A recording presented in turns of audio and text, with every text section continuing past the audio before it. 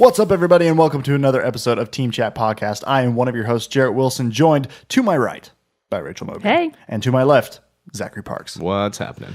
If you have, per normal, if you have any questions or comments that you want to give to the episode, this is my third attempt at trying this, and I'm sticking with it this time. I don't care. Just do it. Just do it. Just powering through. Why don't you just record one and then just hit a button so it just always comes But through? then it doesn't sound as authentic, you know? People would know that his People tone would had notice never that changed. People like Exactly. It's like cat paws and tiles. Yeah, you people know, like the so imperfection. screw it. I'm just going with it, barreling through mistakes know. and all. People know. People know. This Team is how I Teamchatpodcast play games. at Just barrel right gmail.com. through. teamchatpodcast at gmail.com. You can send us an email there or follow us on Twitter and send us a tweet at Team Chat Podcast.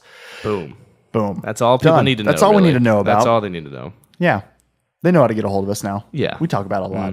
And we use that information. We do. And We've been we reading them cross- out loud because yeah. we've been starting to get a lot of comments We and have. emails and stuff, and we've been reading them on the show. It's been a lot of great fun. Unfortunately for this episode, we don't have any new emails, so we can't read any. We don't. But still, the last episode, we had some good ones. We did have some good ones, but we need more. Feed us with your comments. We need it so that we feel important. We did a whole episode based off an email. We did, and we might do it for yours too. Yeah. We'll take your ideas and use them and call them our own. Yeah. It's like No the- credit It's to like the you Doritos whatsoever. commercials. I like that level of honesty. That's good.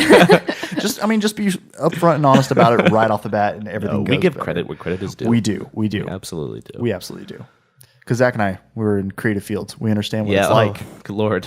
We understand what it's like to have your Yeah. work taken from you. Miserable. Getting no credit whatsoever. But anyway, today in this new episode of Team Chat Podcast, we wanted to talk about not necessarily really a list per se, but we wanted to have an open discussion about what makes a game visually impressive or games that stand out in our minds as being very beautiful, visually stunning, just, those ones that stick in your head, and what makes that, what makes it so? Is it, that it has great weather patterns. The night and day cycle's excellent. Or, because there are a lot of 8-bit games that are very beautiful, beautifully done and beautifully rendered and all that. So it's just really what are some cool artistic, games that stand out in our heads of being very visually impressive. And yes, so we are doing more of a open conversation. Yeah, I think A so. free for all. Because, we're talking since now, especially that the show has gone weekly, and we're still trying to figure out necessarily the best format to continually deliver a weekly show. And we realize that if we say 9 games an episode, It goes- 3 each, It lasts a while. it does. It can last a while. And, and Right. sometimes we just want to talk more about a topic rather necessarily than having to break it down into a list. And I don't like being stifled. Yeah, I don't like being I put like in a to have box. creative free Absolutely. range. That being said, I really did make a flow. list for this. A very structured list. I have a couple that I want to touch on. Yes. so. Me I too, feel me like too. for art, though, how do you rank it? So I feel like great the question. open conversation format much better fits the topic because, it's Yeah. all subjective. Good Yeah. point. How good do you point. number what is 100% influenced by your personal perception of something? Right, because there is a game that could stick out into my head as being, that is by far the most beautiful game, one of the most beautiful games I've played. But then there are also, the ones that come to mind because I play the most are like the open world RPG games that I play, but to a certain extent, yes, as time goes on and graphics get better, they're all going to get better. They're all going to get more beautiful. But so I've been playing Far Cry Primal a lot. I've noticed the night and day cycle in that game is very impressive. And when it becomes dawn and everything, and the way the sunlight filters through the trees and the forest and stuff as you're that walking sounds away, nice. as you're walking around in it, it's very beautiful and it's very well done. And but for a brief moment, is it really dawn?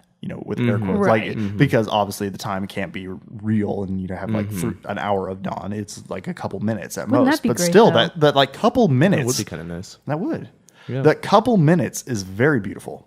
Right. Now you're Very talking. serene. I feel like you're touching on games that are obviously or just very classically good looking. A Right. game that came to my head was Skyrim or yeah. or like Metal Gear Solid I just played. It's like obviously these are good looking games with good graphics and good weather patterns and good lighting effects, all that stuff. Right. Which is something I do love.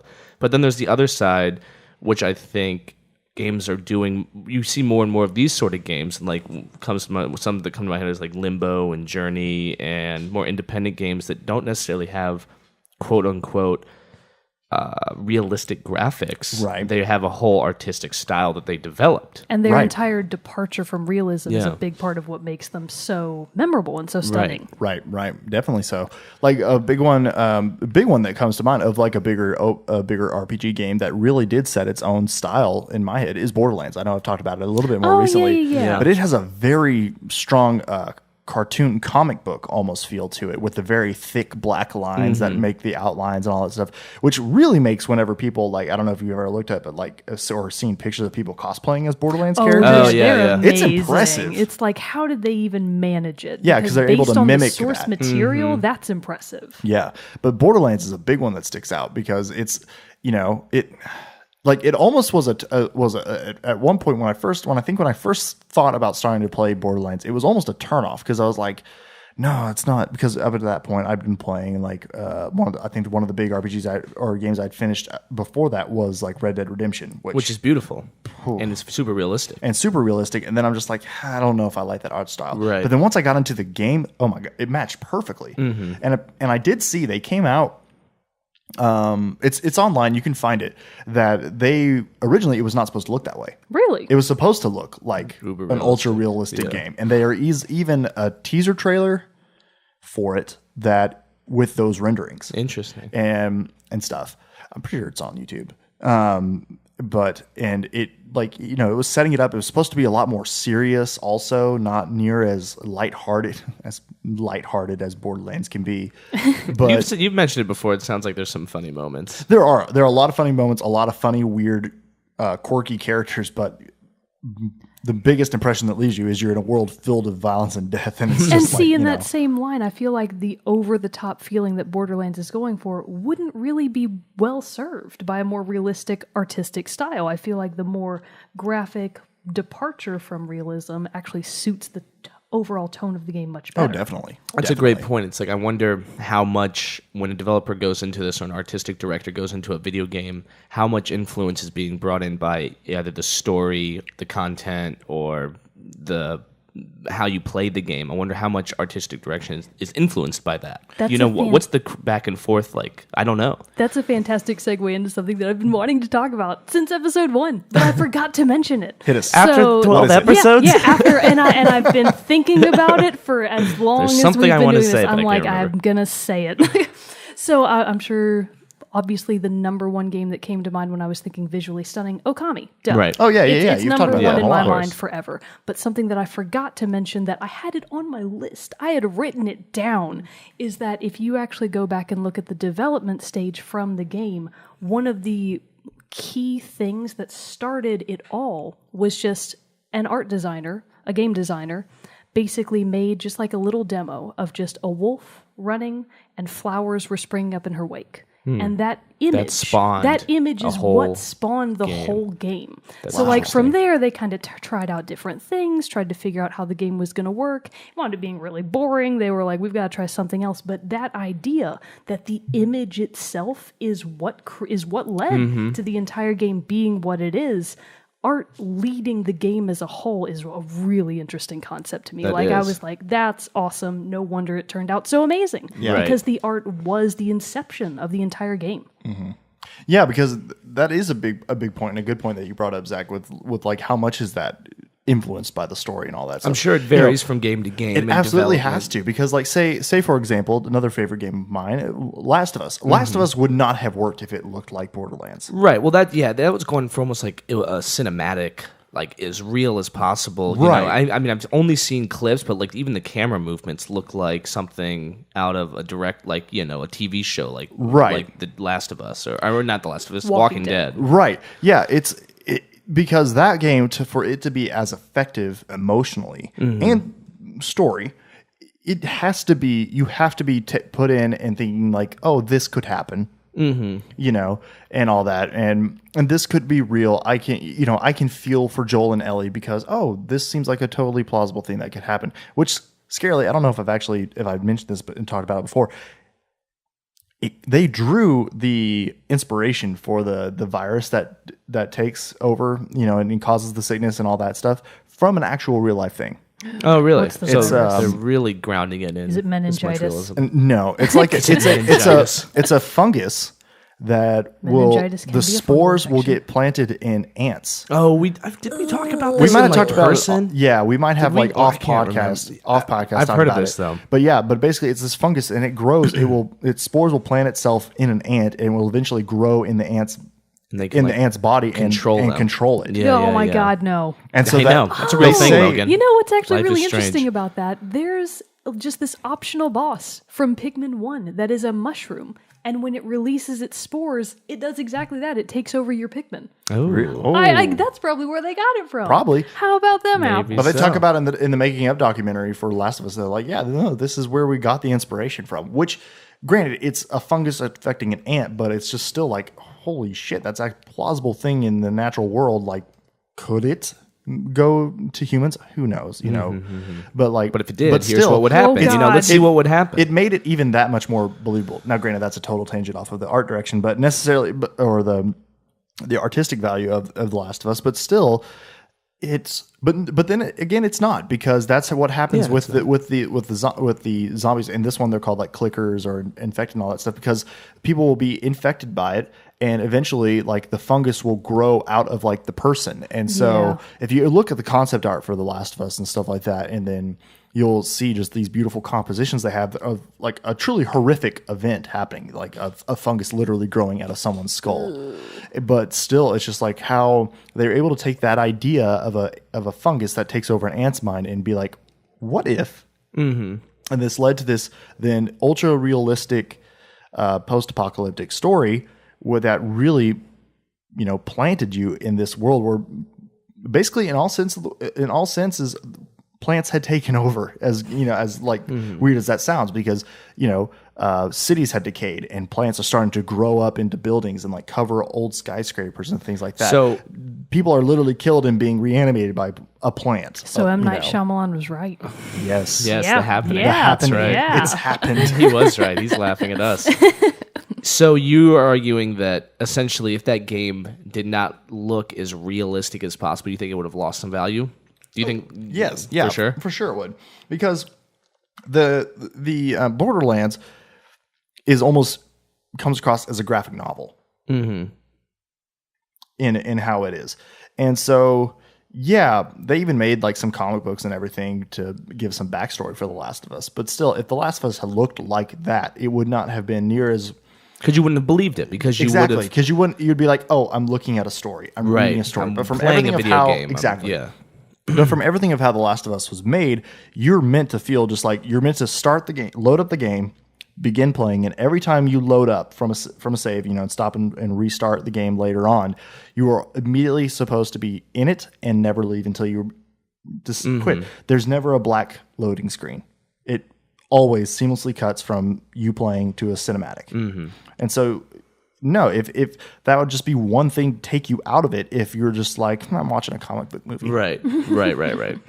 So. That's interesting. Now, okay, on the flip side of this coin, and I already mentioned this just 5 minutes ago, is Limbo. Now, have you guys played Limbo? I have not. Or a game Me neither. like Limbo? Have you I've seen played images games for I've it? seen it. similar, I've seen it. Yeah. And I've watched somebody play it. You've seen, okay, so to me, a game like that has departed from an uber realistic artistic standpoint, graphic wise, can be dangerous if done incorrectly. But a game like Limbo, for me, the whole time I'm playing it, because of the way it is, and people don't know how it is, it's black and white, and it's a 2D side scroller. And basically, you are just a silhouette of a boy walking through. Now, the physics are great because it's not like Mario. It's like you can barely jump. It seems like the physics are as realistic as they could be for this kind of game. And to me, I always got the impression that this game was an impression of what's happening to the kid. It was a reflection of his inner psyche, in a way. Yeah. So in that sense, this artistic direction was attempting to become impressionistic of what was happening to him on like a psychic level, or So does Limbo, just because out of my ignorance, is Limbo like supposed to be like this boy is in a dream state, or We don't is, know. like, in his okay, It just starts. It just starts. That's okay. and that's the point. That's and what he's I'm like trying. in caves and stuff What like I'm that. trying, yeah. Well, it starts off in a forest. It goes to the machine world, and there's like another type of world he does, but it goes essentially from like a forest to this kind of machine type world, and that's what I'm trying to argue. You don't know, and okay. you could probably compare this similar to maybe a game like Journey, where you're a little bit confused as what's going on and what your goal is. Journey I think is a lot more open ended, but Limbo, you go right and you have to solve these puzzles, but you don't know why, you don't know what you're going towards. Right.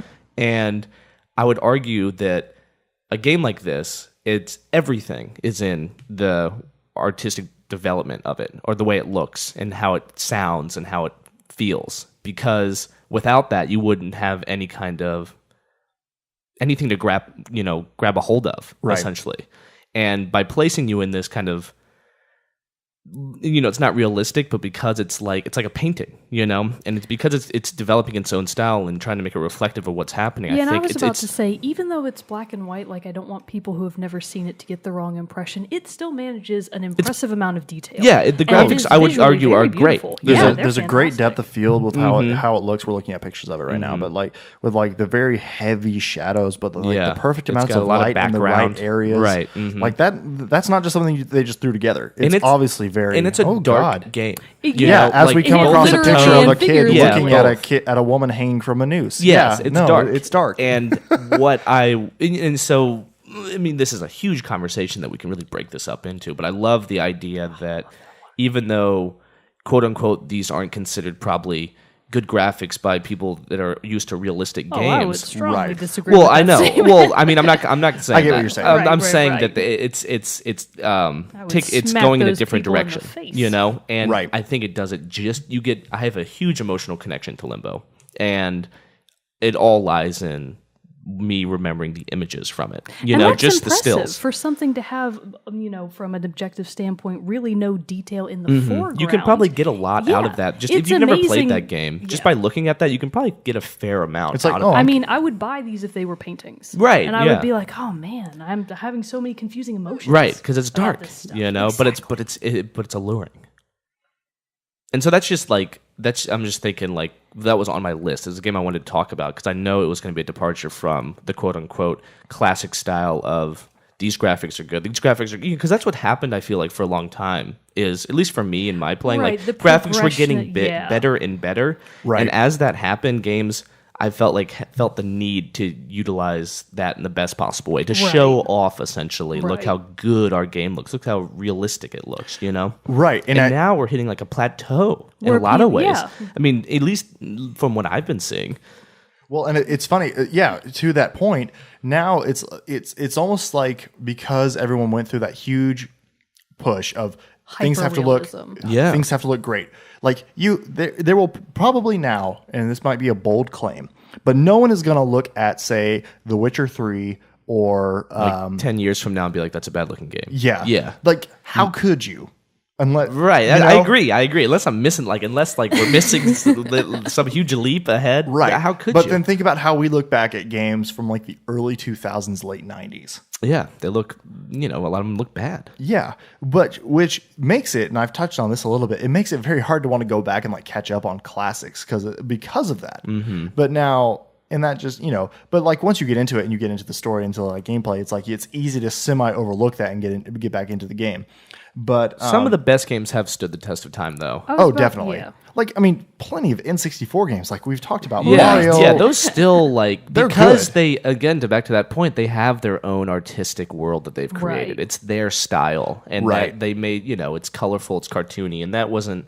They're not going for the ultra realistic. I was about to say, I would argue that a game graphically has more staying power if it chooses not to be realistic, because a well-defined artistic style, just a style, any style, like Limbo, like Journey, because it is such a departure from the real world, you don't really have anything to compare it to Right. in real Right. life. So you go back and play the game and go, yes, it is still just as awesome. Whereas if you're looking back, from even just 5 years ago to games that were trying to push the limits of how much like real life can we get it to be. And the technology And just you go, wasn't there. "Oh, Right, and Boo. it's honorable. even as honorable as that was, because I do have vivid memories of playing these games and thinking they looked great. Exactly, I was like, and man, playing it then and I'm you like, were like, it's never going to get better than this. You And know, then I it was like, did. this is it. Right. Like, I always kept feeling that. So that's why I'm hesitant to be like, maybe we're hitting a bar, but I don't know how much better it can get. I mean, Forza is another game I was going to talk about. Yeah. You know, those games are beautiful. They're and like you ultra realistic. Say it one more time. Forza Motorsport, it's a racing game. Oh, gotcha. Yeah. I thought you said Force. And I Force, was like, no, Brute never Force, mind. that's a good game. But no, so like one thing that came up when you said that, we've kind of hit this plateau is that it's interesting because now, yes, the AAA games are all hitting like this ultra realistic and things like that, which has brought about as a result of that, because the average Joe who wants to develop a game doesn't have those resources to be able to create a game to that level. So we've The seen access such to a an huge army of resurgence developers. now of 8-bit, 16-bit Right. graphic Yeah. games, Which is awesome. side scrollers, and they all look that great. stuff. You know, and they they're look not great. just Mario. They They're have like, great gameplay. Like in the last episode, all three of mine that I talked about in the difficult games were all independent 2D side scrollers. Like they're coming back in a really big way because people are realizing that, oh, wait a minute, just because they're an 8-bit game, that doesn't mean they have crappy gameplay. And just because they're they have, fun. and on the reverse side, just because they're good graphics doesn't mean they have great Exactly. gameplay. I've you played know? plenty of Right. games that sucked. Yeah, That had Because no they focus so much on the pull. on the Exactly. graphics. Now, And can you think of any that come to your head? Because now I'm trying to think of some games that had really good graphics, but I was like, I'm I not have invested at in least this. played like demos or with other people played certain Call of Duty games, and I've always been like, well, Yeah. objectively, it's good, Uh-huh. but It looks good. I'm not. That's I'm kinda not how, interested. It's not pulling me in the way that I'm used to. That's kind of how Call of Duty Ghosts was. It was really big. It looked really pretty. I mean, with an annual game, it's like it's hard to really distinguish Yeah. year after year how much different they're going to look. But still, I remember that with Ghosts. Everyone was like, it looks good, but nothing really Yeah. there. That's how I felt about Halo 5's campaign. I know I've talked about that before. It's beautiful. It's the best looking Halo that's yeah. ever been released. But I wasn't like, I would go and play Halo 1 1,000 times over before I played Halo 5 Right. campaign again. And so another point that's interesting about that is that That's a mean No, statement. it's not. but it's true. But though. it's true. If it's the Halo truth, 1's then- great. It's the truth. Man, Fender, Oh, you're Fendi. you're itchy. Why are you scratching so much? We gotta get But Fender, like, I know, but like it's interesting too that like with these big AAA things, it's such a big thing where we've now hit this plateau of you're either ultra realistic or or like an 8-bit. That there was a lot of backlash from directed towards Bethesda when Fallout 4 came out because people were like, Oh, why that's doesn't this look interesting. just as good I as The Witcher? remember That's really that, interesting you bring yeah. that up. That's actually something we should talk about. Yeah, because because- there was a huge backlash for that. But like, does it affect the story? People still loved it. That game sold ridiculous amounts. Right. I don't know if it was ever going to hurt sales, but I just was surprised how so many people were so vocal and outspoken about something that they knew if they'd played Fallout games before or any other Bethesda games before, that was going to be such a small factor for the gameplay. Because I think now it's almost fighting against the word's escaping me, but basically people expect now that if it's going to be this huge massive game, it's got to look this, Right. Which isn't necessarily true. Right, I agree. It doesn't have to be true, though. I do see why that has come up because most games that are being released that are massive, like Witcher or Grand Theft Auto, they are gorgeous looking games. And to be fair, Fallout doesn't look as good as those games. They don't. It It doesn't. doesn't. It I mean, doesn't. it's a great looking game, I think, and by many accounts. But you're right. Like, and part of that, and this is a little bit different, I suppose, a little different aspect of the game. Part of it is it's not supposed to. I mean, it's a blown up world. Yeah, I mean, at what point do you draw the line? Do you want to be able to have all of these options for quests and side quests and all these different things? Which, granted, that's going to take a lot of memory and things like that and all that to have. Or do you want to have like a super realistic world? Now, granted, To be fair, Skyrim had both. For example, Skyrim is a gorgeous game. The Witcher 3 The Witcher, has you both. can do both. So it's, and I don't know. It's just But would ultra realism have fit with what Fallout had established? And I say no, because Fallout has always kind of had this it's definitely bleak and slightly cartooned feel to it. yeah. And so no, I think again it would have ruined the feel of the game. I think just as many people would have complained. I mean, it's with a lot of things with the games. There's going to be people on this side who say it's ruined because of it. There are people on this side who say it's great. And then if the situation were flipped, it'd be the exact same way. The people who were like, "Oh, great, it looks real, thanks," and the people who are like, "This doesn't match what Fallout is." Right. Yeah. know. It's tough to win, and I'm sure Bethesda doesn't care too much. Right. You know, They're I probably mean- like, we made what we meant to make. Exactly. Here it is. And there were Right. other issues with that game, but still, that is a big thing recently. And like one of the bigger debates that I've heard of recently, where people just like the game doesn't look pretty enough, and is And I think really, it's a what very does that shallow say? thing to say. Yeah, what does that It's say shallow. about the modern consumer? yeah, doesn't say good things. No, it doesn't. It's More gotta pe- be more pretty or people nothing. Exactly. Right. Yeah, I don't like that idea either. And obviously not everyone that is a gamer to our extent, and we're not gamers to other people's extent. You know, Yeah. that's, but there I are do. people out there who are probably way more in gamer than we They're are. probably Probably listening so. going, these people, Yeah. they don't even know. I have no idea what they're talking about. These chumps are just posers. Just bought some 3 people just bought themselves some microphones, and now they think they're on top of the world. Come on now. But I would love to know, like, the average consumer for games, their thoughts on a game like Fallout. If you were showing them screenshots, or I think this is very apt. But The Division, when The Division first was being presented at E3, almost maybe 2 years ago now, I want to say maybe just a year ago. I don't know what you call it. People on the internet have a term for it, I think, but it's like when they showed it, the graphics were. It was almost like it was like a cutscene. Oh, a tech demo? A tech demo? Maybe that's what I'm Maybe? thinking of. It was basically the game looked amazing. And when I first saw the first trailer for it, I was really blown away by how good it looked. And now the game that it's coming out, it does not look like that. You know, And- it's interesting. Zelda wound up in the same situation. They did a tech demo before they released the GameCube. And then the tech demo was meant to be like this step up from Ocarina of Time in that it was more realistic. It was more, not realistic, but it was basically the progression artistically from Ocarina of Time. Yeah. And then the game that actually came out was Wind Waker. A huge artistic Oh, yeah, departure. yeah. Yeah. Yeah, we talked about this, and that came back to bite Wind Waker because the people who had seen the tech demo They got looked at anticipated Wind for Waker something and else. went, "What the hell happened?" Right. That's exactly what happened. Like people felt blindsided when in fact it was just a demo. So now I'm going to jump into the Zelda pool God. here for a little We bit. need like a I'm not piece of prepared. music to come in, like when you open a brings up- chest. I shouldn't have said This brings up a question for me in that, okay, so you have played a lot of Zelda games, and for I mean, I'm not Jarrett's sure that gonna a say lot Zelda is the graphics correct suck. word. no, that's I would not punch him in the face. Punch not- the microphone. that's not in the his question. face. That's where not I'm the going with question. The question that I have is the Zelda games, by and large, with each installment or every couple of installments, their artistic look has changed. Yeah, Because there's Wind Waker, which is very cartoonish. right. But what's that actually called? It's Cell shaded. shell shaded. Cell shaded. Shell shaded that on the was a seashore. She good, bought good seashells. try. And then, but there's also, what's the one that is like you can go in, you can like go Link flat. Between Worlds. Yes. Yeah, that's a good where you one. can like go flat onto an object and like go into the background. I could be butchering it. No, that's correct. That's correct. I Okay. mean, essentially, what's happening is you are actually becoming art on the wall. Yeah. Yeah, So it's a good tie-in, right? The Nice, Zelda well games done. have had all that, and then obviously there's the there's the original Legend of Zelda, which was Ugh. the 8-bit Yeah, like old top old over the bad. top. yeah It's over the bad. top game like that, a top down view game for that. Then there's Ocarina of Time and Majora's Mask and things like that, which are more in line with what the typical N64 game graphics looked like, early 3D modeling and stuff like that.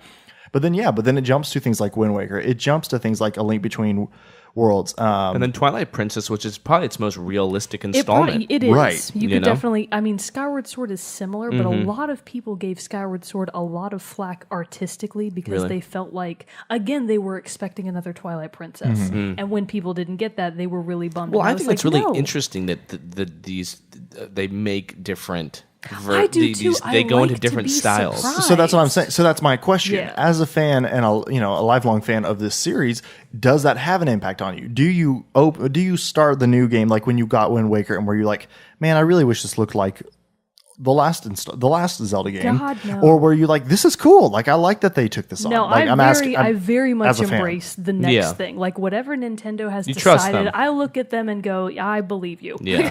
I'm sure that you know what's best for me. I Mm-hmm. am definitely on board with this. Now, I definitely have had more complaints in terms of gameplay, but in terms of artistic complaints, I don't have any.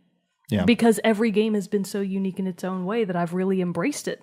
It's just it's just the next thing. It's just the next installment. And in a way of being basically with a franchise for your entire life and practically the game's entire life. In fact, it's older than me. Legend of Zelda is older than I am. So it's always been there, and I don't expect to have my needs met. I'm not the one making the game. Right. If only everyone could think like I know, you, Mogan. If only the whole gaming community had those similar Like, thoughts. what are they going to, like, because the thing How is... dare I put myself first? How dare I put myself first? I just always expect that they want, especially in a franchise like The Legend of Zelda, if it's remained the same graphically, it would be too much. Like, a big part of the next installment is the next artistic direction because Right. the gameplay is virtually always the same. You're right. It's always the same. So the next thing visually is like, that's what I'm waiting for. That's a big hook for the game. It you know, is. that's the Yeah. reason. That's when really I what's first saw changing like in a the lot first of ways. trailers for Skyward Sword, which by the way I do love the artistry of Skyward Sword. Yeah, it looks it's that's really nice. Yeah, beautiful. they meant to model it after like a watercolor painting, Mm-hmm. and a lot of people hated that it wasn't quite. They didn't feel like it was sharp enough, and I was Mm-hmm. thinking, well, have you ever seen a watercolor painting? Right, yeah. They're not sharp. Like, what's wrong with you? So, lots of things probably. But so in that way, I was thinking, oh, this is a really good imagining of a watercolor painting that you can play through. And I think a lot of other games have done similar things. Have you seen, what's that game called?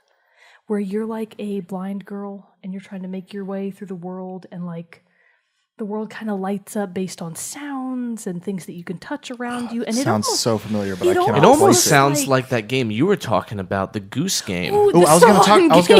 about that. This one? I was going to talk about that the game. Goose I was Game. going to talk about that one in a second. Yeah. No, yeah. So it was actually, I would say that it's along those same lines artistically, but in that same sense, like, I like for those imaginings to be made into the game. I like for the source material of the game to be more based on art and less based on life. Yeah. So I genuinely don't have complaints of that type for The Legend of Zelda. I probably do about other games, but not my favorite. Like, you couldn't do that with Halo. Oh, can you imagine watercolor Halo? No, you I would love couldn't. that No, you game. could. I'm just for some reason Halo Wars popped in my head. For some of the other like Halo installments, which are different looking. But you're right. But Halo, but see, that one though, Halo Wars though, is a different, like, it's a different genre of a game. it is, and It's you're right. real time strategy as opposed to first person shooter. Right, you're right. You couldn't really do that with Halo. I think it would lose its impact. Halo, the artistic direction that Halo took, which is a little realistic, is very realistic, but also very obviously science fiction-y, but like Fantasy. very fantasy and mythology. Mythology. What am I trying to say? Mythological? Mythological. Yeah. And mythological. mythological. There's a lot of mythological in Halo. You gotta get that for your car.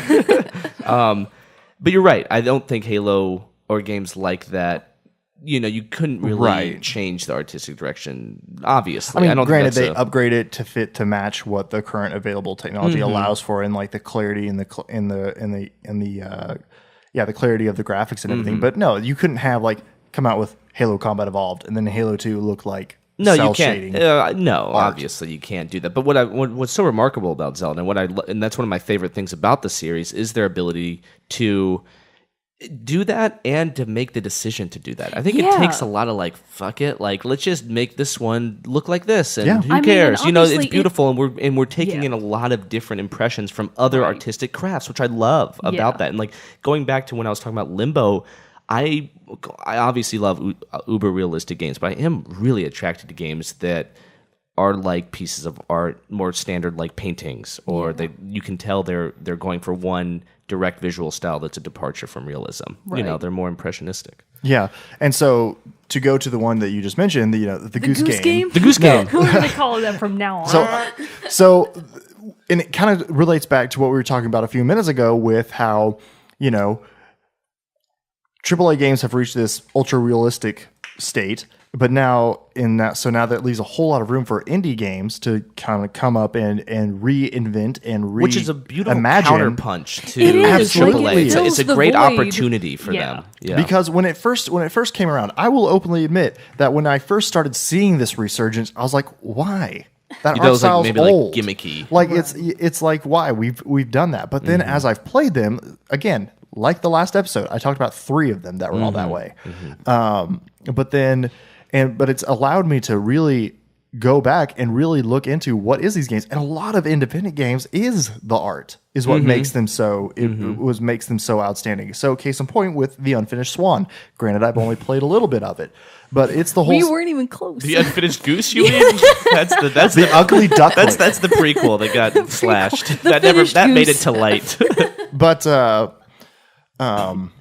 so I lost my... Well, have we talked about that game on the podcast? Because no, you we showed, haven't. We haven't. Because I saw videos. I don't know if you showed them here or whenever I watched. I told you guys about it, and then I think we looked at a little bit on my Vita, but like for the most part, it's amazing. Basically, you're this kid who his mom used to draw and would make all these drawings, but she had so many ideas and all these things she would never finish them, and so she eventually dies for some in some way, you don't know why, and the boy Monroe is put into an orphanage, and he takes his favorite painting, which is of a swan, and one day it's gone from the picture frame. Like the paper is still there, the canvas is still there, but the goose itself is gone. And so he like grabs his paintbrush and goes after and like goes into the frame and all that stuff. And so when it starts, you're just met with the screen is white. And I was very confused as to what was happening.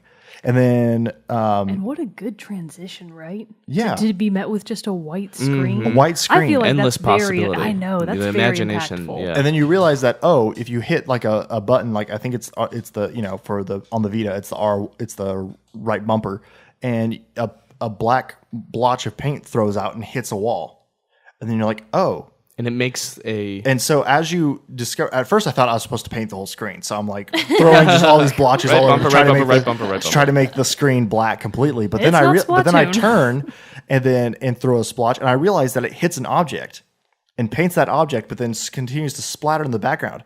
And basically you just go around throwing these blotches of black paint, and it paints your environment, and that's what that must be very like satisfying allows you to Yeah, seriously. That's what allows you to know how you're supposed to navigate through the level, is by slowly uncovering this world that until you throw the black paint on it, it just looks white. And that's a game that really is a painting. Yeah, it's a painting that you're really playing through. And now that studio is moving on to bigger things because of that. And I want to say that somebody left Naughty Dog, I want to say, to go work with that with the studio. Nice. That's interesting. Rebellion. Because it was in that period of kind of like of tumult at Naughty Dog, and in between The Last of Us, after The Last of Us was launched, and then when they were really started kicking into high gear, Uncharted 4, and like a lot of big people at Naughty Dog, there were a lot of people who left and did this other thing, and I think he was one of them, and he went to this studio. So it's like you make a really great game like this, and you're going to attract like the big, absolutely. Well, it's like we're in the film world. It's like people that work on no budget music videos or no budget independent films. They often, in my eyes, if done correctly, they're so much more creative than bigger budget films. Like the limitations actually make them have to have to think more outside the box. Right, and I think the video game developers, I'm sure, are in that same scenario. And they're like, how we don't have a lot of money, we don't have a lot of resources to make this game look, quote unquote, what are we going to do? Good. What can we use? How can we let's do an 8-bit game, but let's really use a lot of colors here. Let's make it like, I think thinking back what we talked about, the Sword and Sorcery. It's a beautiful looking game that's an 8-bit game. And going again to another independent studio that is creating something really unique and different is Supergiant Games, and I played one of their games, which I saw my roommate at the time. He was playing it, and I was like, "What is this game?" And he's like, "Oh, it's called Bastion, and I got it for like it was on sale on Steam or something like that." And I watched him play it, and I was like, "Oh, this looks awesome!" It looked like a really fun action game, but then it's also an independent game, and all the artwork is watercolor. Like they literally watercolored it and like put it into that. That's what I love. Yeah, like that like right that. there. Like you've got me. Like I definitely want to play it like now. pull it up, and just how I wish we could show images on this podcast so you could see, but Google image search all these games we're talking about. But like God. Bastion is so colorful, and so me just see. full of life. Oh, and wow. So just. Oh, it's beautiful. Oh man, and I definitely recommend you both play it if you gonna. haven't. It's so That's really fun. cool. It's on Steam. It It's on looks Steam. fun. Ugh. I want to play a game like this. I haven't played games like this since like the Xbox Live Arcade had Go some games. tonight The 2 nights. and set up a Steam account. It is Seriously, free. Zach, God. Don't tell me what to do. You tell me to do it, I won't do it. You have to tell me not to do it. You should not go get I'll get the Steam. That'll show 'em. Steam. Yeah, Yes, that but works. Bastion stood out in That's my head. gorgeous. Oh, that as is a- really pretty. Yeah, That's so cool. Bastion is great for it just in its artistic quality because it is that like it's an interesting take. It's it's watercolor painting is what they based the backgrounds and the art off of. I don't think it would be a hard argument to make that we are currently in the middle of a goal. I don't want to say, I don't know if this No, is do the it. Say Golden Age. golden age of independent games and freedom of expression in video games. I think so. I think so. don't think we've seen before. I think video games has been so dominated by people that can make them and have put together these large companies in order to like mass produce them and sell them out. And now these tools, I feel like they're getting dispersed for many, many other people that want to do this too. And that's why I think we're seeing games like this. We're seeing these new artistic expressions, And it's through easier video games. it's easier for these independent developers to get their games marketed and released. Many of these independent games I've received as part of the PS Plus program and everything.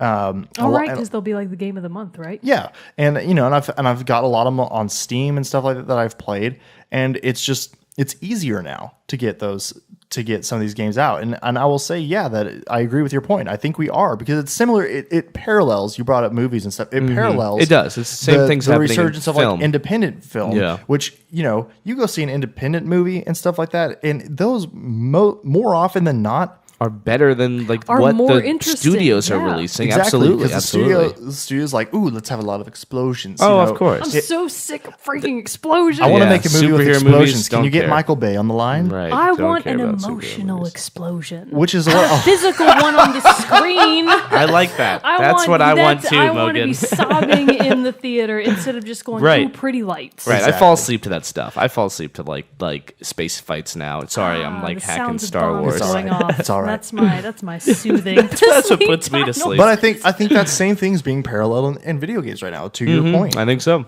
and so it's an interesting thing of what that. It's a good time to be was an about to independent. say, God's graces will That being continue. said, though, and this is another conversation which we shouldn't really get into. It's like thinking about the indie gamer documentary. Yeah. it's not any easier for these people to No. get their games Oh, no, no, seen no. It's and still then hard. continue to make another one. Like it's almost impossible. Right. You know, that's the tough part. It's like to highlight these games.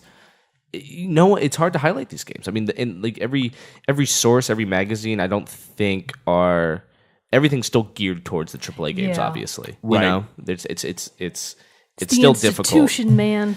It's the tough. Man. It's tough, and maybe we will be able to put some spotlights on stuff one day. Well, and because on the same token, it's also like the increased availability of people to be able to release their games like that also means that there's going to be a lot of influx of games that aren't that good. That's true. You know, That's true. I've Not read every indie game is I've read good. a lot about that on Steam. That Steam has that like it is very easy apparently to submit your game to be sold on there, and they just get overloaded with a bunch of just shit games. I'm sure.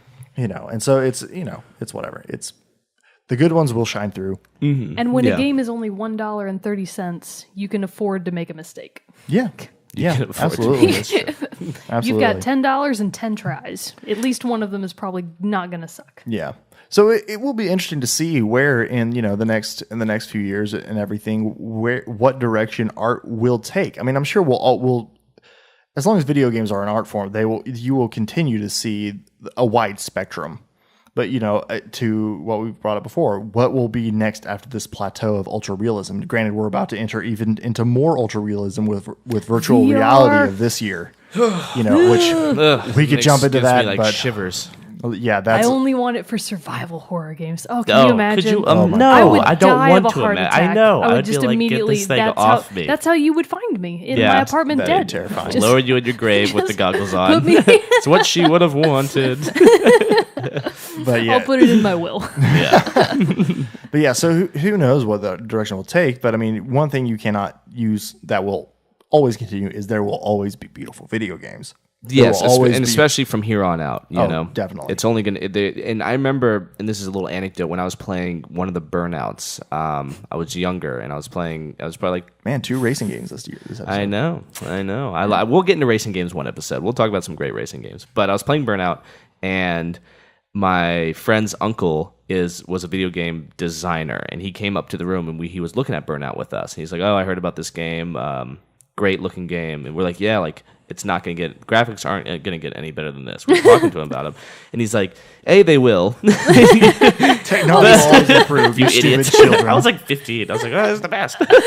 And B, he was like, they're not, you're talking about graphics. You shouldn't be thinking about graphics getting better. It's the physics they're going to get better. It's the amount of polygons that are going to be able to put into stuff that's going to get more and more massive. You know, it's like, think about that stuff. And I was like, oh, you know, he's right. It's like the way the cars crumble into a wall in Burnout back then obviously looked good, but now you can do so much more really little the things. little things. That's what he was talking about. These details are going to get bigger and bigger. Like, you know, they're going to get more and more oriented towards what's happening in the small world. Yeah. Well, think about it. It's like the car crashes of what probably Burnout were in that day. Think about now, like the car crashes in Grand Theft Auto 5 are like just as good, bumpers probably. falling off. Right. The hood flies off the car. And that's not even a like, racing simulator. No, you know? exactly. It just I know. shows where the technology has gotten to. Right. And so I like that idea a lot that, wow, I wonder what people can do. And with, how many times we're going to mention No Man's Sky? But like what you can do, not necessarily graphically, but just... The limits of the game. Yeah. What if there weren't any? Right. Yeah. And that's What a kind of what's time to be happening. I know. What a alive. great time to be like talking about games. 2016 is going to be an excellent It's going to be very interesting. because it does have the onset of VR. Like we will have VR headsets by the end of this year. Probably. And there's just an impressive lineup of some very good looking games coming out. Yeah. So who knows? I guess We'll we'll just see. have to see. And We we'll be here for the whole ride. We will keep you informed with our thoughts and opinions. Yeah. But of course, as with every topic that we have, we would love to hear what you think about it, and just to share what some of your more beautiful, some of the games that you think are the You're most so beautiful beautiful. games. The beautiful games. But so send us again an email at teamchatpodcast@gmail.com or follow us on Twitter and send us a tweet there, just letting us know. What do you think what makes a beautiful game to you, and what are some of your favorite beautiful games out there? That's a great question. What makes a beautiful game to you? I also want to hear the flip side. Which ones do you think were butt ugly? Yeah. Do you disagree with some of these ones that we were like? I know there's some we're missing, some good indie games. That are Yeah. like I never played, was it Fez? I've never played Fez, but that's a cool looking game. Fez is really cool because I haven't played it either, but I've seen a lot of the gameplay video, and from watching that documentary, it's right. like it's very 8-bit, Yeah. but it's interesting how But the it world utilizes- twists yeah, and like like what it you uses 3D space really well. Right. But yeah, so let us know. We'd love to have a further discussion on one of those two Yeah. forums. I could see with us. you. This could be just volume 1 of this. I could see us going Again, into so many of these topics could be just volume 1 of what we've obvious, done. yes, We yes. can always come back to Indeed. these later. Right. But as more games come out this year, I'll be very curious to see how we approach this subject again. Because I do think it's ever evolving. Like in Definitely. this moment. Like Definitely. new things are going to be coming out this year that are going to blow us away. Yep. Well, ladies and gentlemen, this has been an episode of Team Chat Podcast. Until next time, I'm one of your hosts, Jerrett Wilson, joined by Rachel Mogan Peace out. and Zachary Parks. Good night. Because you're listening to this at night. We recorded it at night, so, it works. It works. See everybody next time.